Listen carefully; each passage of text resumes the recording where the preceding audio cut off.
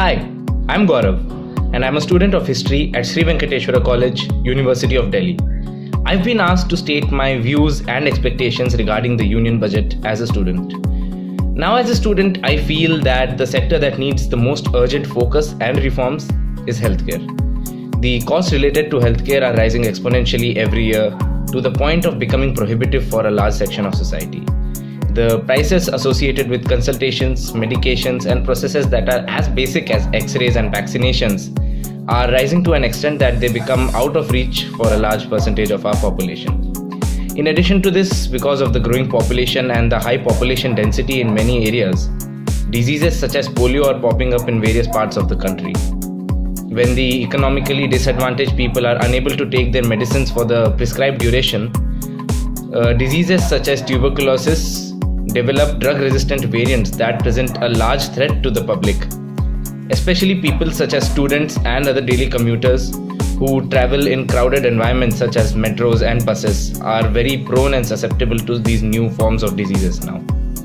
The fundamental rights in our constitution guarantee a dignified life to every citizen of the country, and it is the duty of the state to ensure that happens.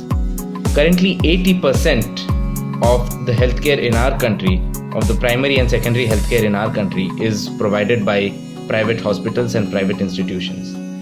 Now, this makes the healthcare industry vulnerable to monopoly by large corporate players, and that will affect everyone's access, my access, to the right to quality and affordable healthcare.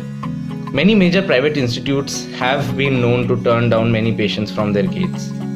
While employees and families of certain government institutions and PSUs have the privilege of availing reimbursement of their medical fees, many people employed in the private sectors, and needless to say, the workers of unorganized sectors, they become prone to the exorbitantly high medical fares charged by institutions.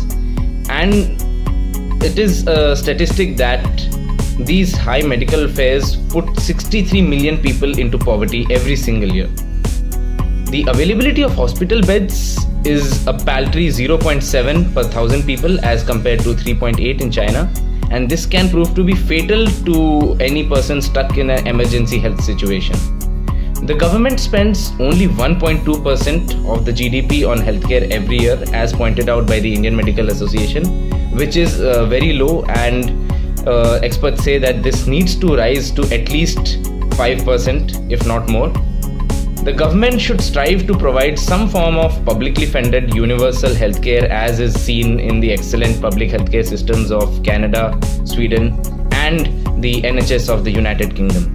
The state should also work towards some form of benefit schemes or subsidize medications and scans, tests, etc. for students who cannot afford such expensive facilities.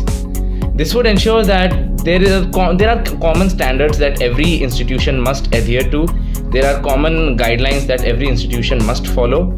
This will create a safety net that can ensure that each of us, people from the unorganized sectors, students, and common employees, can have access to quality and affordable healthcare at all times.